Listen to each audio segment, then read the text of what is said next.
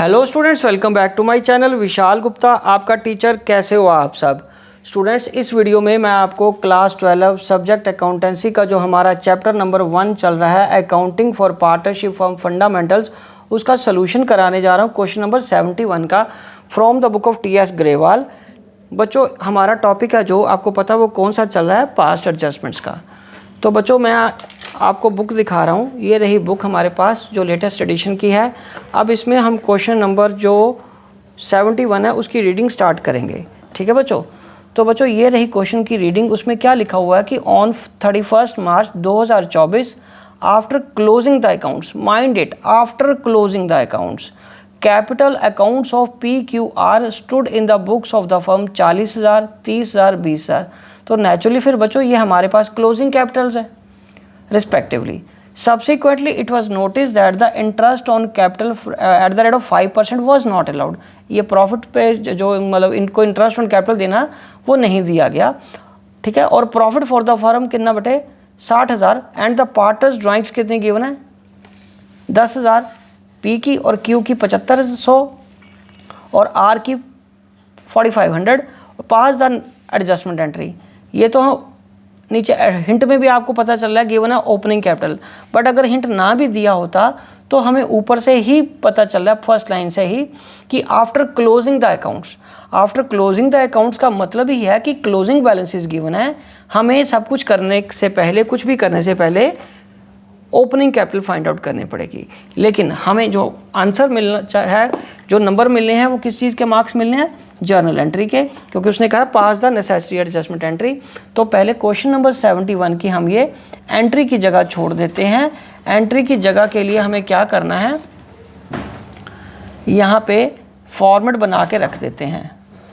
ठीक है जी, फिर आगे बात करते हैं। और उसके लिए नेचुरली आपको पता है कि पास्ट एडजस्टमेंट्स के लिए हमें टेबल तो बनाना होता है, लेकिन टेबल बनाने से भी इम्पॉर्टेंट काम पहले ये क्या आ गया हमारे पास, वो ये आ गया ओपनिंग कैपिटल फाइंड आउट करने का। तो यहाँ पे हम करेंगे पहले कैलकुलेशन ऑफ ओपनिंग कैपिटल। ठीक है जी। पार्टर्स कौन से हैं, P है, Q है और R है। इनकी क्लोजिंग कैपिटल कितनी गिवन है 40,000, 30,000 और 20,000। ठीक है बेटे। और उसके बाद ऐड क्या है, ड्राइंग्स। ड्राइंग्स कितनी है हमारे पास 10,000, 7500 और 4500। 10,000 जमा 7500 जमा 4500। ठीक है जी।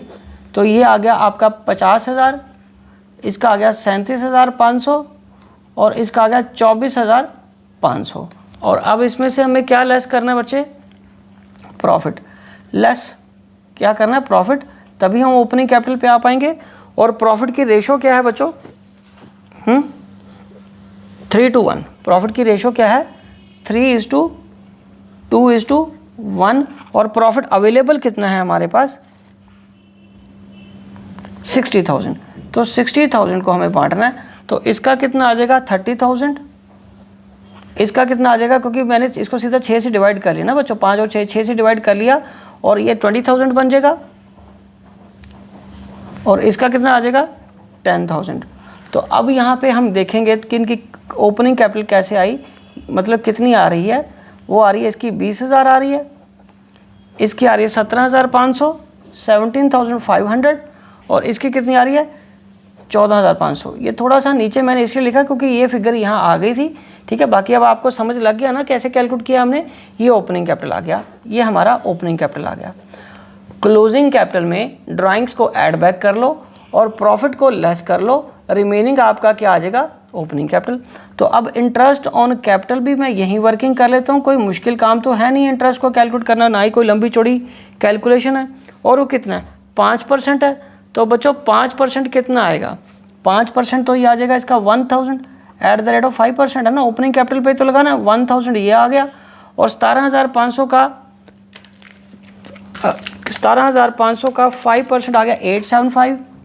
ठीक है जी। और उसका 14,500 का 5% आ गया 725, 725। ठीक है। ठीक है जी। अब हम आगे बात करेंगे इसकी एडजस्टमेंट टेबल की। एडजस्टमेंट टेबल की हम बात करेंगे। इसमें हम सिंपल सा एडजस्टमेंट टेबल ही बनेगा, लेकिन कॉलम थोड़े बढ़ जाएंगे क्योंकि पार्ट 3 है। 4 कॉलम तो सिर्फ यही बनेंगे, 1 2 3 4 और ये आ गया। ठीक है जी। यहाँ पे आ गया पर्टिकुलर्स, यहाँ आ गया डेबिट ऑब्लिक क्रेडिट। ये कौन है भाई साहब? पी, ये क्यू, ये आर और ये टोटल। ठीक आ गया।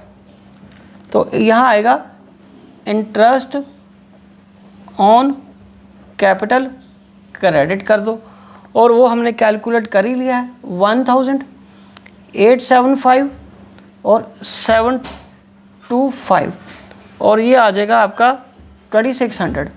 और इतना ही प्रॉफिट हमें फिर वापस लेना है। ये आ जाएगा प्रॉफिट टू बी डेबिटेड 3:2:1 में। ठीक है जी। 2600 इंटू 3/6 1300, 2600 इंटू 2/6 ये आ जाएगा 867।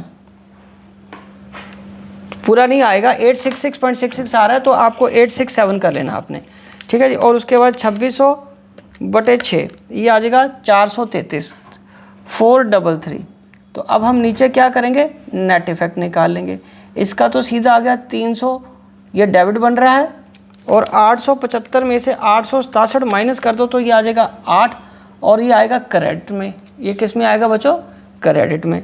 अब 725 माइनस 433 292 किस में आ गया? डेबिट में। किस में आ गया? नहीं, ये क्रेडिट आएगा इसका, सॉरी ये क्रेडिट, क्योंकि 725 ज़्यादा ना, 725 ज़्यादा और ये 433 ये क्रेडिट में आएगा। ठीक है जी। तो अब तो बहुत सिंपल हो गया। अब आंसर के साथ मिलाओ। पी को डेबिट करना है 300 से, क्यू को क्रेडिट करना है 8 रुपये से, और आर को भी क्रेडिट करना है 292 रुपये से।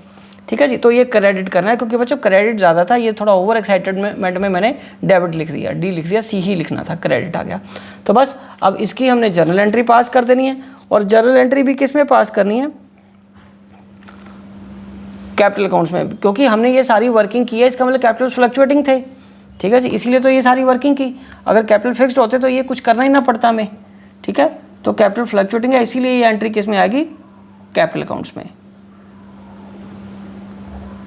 पर्टिकुलर्स, ये लेजर फोलियो, ये डेबिट रुपीज़, ये क्रेडिट रुपीज़।